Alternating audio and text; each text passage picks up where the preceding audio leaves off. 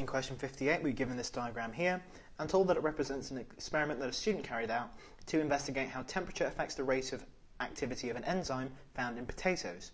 So we have a potato slice here, which is in a pool of hydrogen peroxide in a test tube, surrounded by a water bath at 30 degrees. We're then told that an enzyme present in the potato breaks down the hydrogen peroxide to produce water and oxygen, and so we have oxygen bubbles being produced in this separate test tube of water via this tube. So oxygen is being produced by the breakdown of hydrogen peroxide by the enzymes in the potato. We're then told that the student counted the number of oxygen bubbles and then repeated the experiment at higher temperatures in the water bath.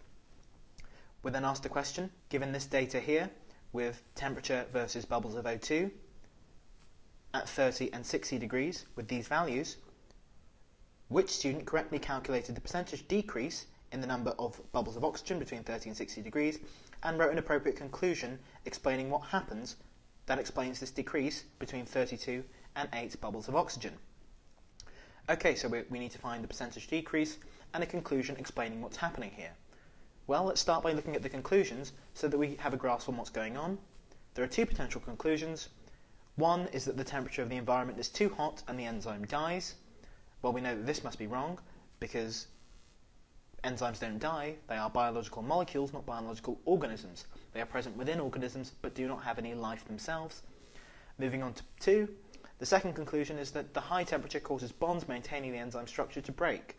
Now this is true because bonds gain kinetic energy as a result of higher temperature, and this can cause them to break, which compromises the enzyme structure, meaning that the breakdown of hydrogen peroxide by the potato enzyme becomes less effective because the structure is compromised.